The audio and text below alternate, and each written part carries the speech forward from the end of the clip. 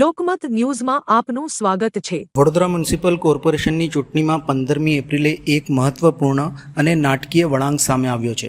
Ward number 11ના કોંગ્રેસના ઉમેદવાર કનુ પ્રજાપતિએ અંતિમ દિવસે પોતાની ઉમેદવારી પત્ર પાછી ખેંચી લેતા રાજકીય માહોલ ગરમાયો છે અને અનેક તર્ક વિતર્ક શરૂ થયા છે।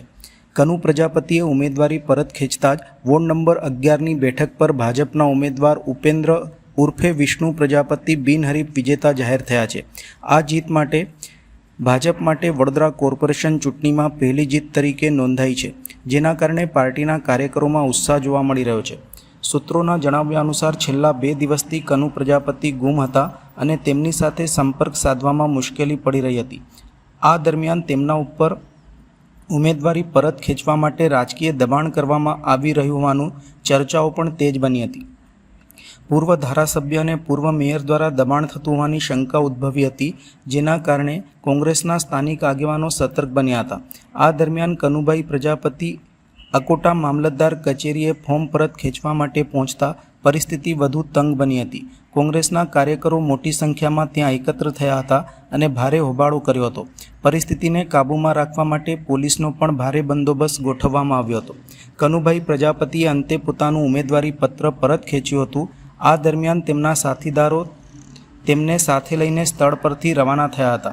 જો કે ત્યાં હાજર કોંગ્રેસ કાર્યકરો તેમજ અન્ય વોર્ડના ઉમેદવારો દ્વારા કનુભાઈને ઘેરી લેવામાં આવ્યા હતા, જેના કારણે તણાવ પણ વધી ગયો હતો। સ્થળ ઉપર ઉગ્ર સ્થિતિ સર્જાતા કોંગ્રેસ દ્વારા કનુભાઈને લઈને આવતી કારનો પાછળનો કાચ તોડી નાખવામાં આવ્યો હતો।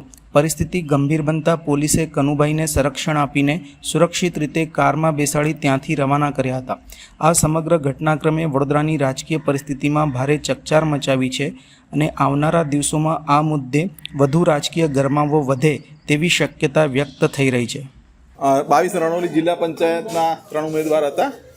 ત્રણેયનું ફોર્મ માન્ય રાખવામાં આવ્યું હતું।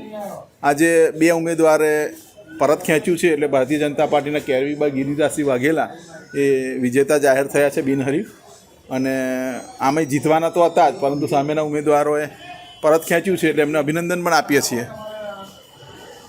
શું લાગે છે હવે અન્ય કેટલી બેઠકો બિનહરીફ કરાવશો આપ?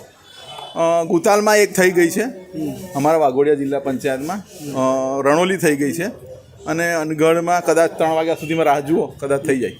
પ્રેશર ટેકનિક કે ધાલ ધમકી? ના, હવે પ્રેશર ટેકનિક તો નથી ચાલતી રાજકારણમાં, પણ લોકો પોતે જ હવે શસ્ત્રો મૂકી દીધા હોય એવું લાગી રહ્યું છે।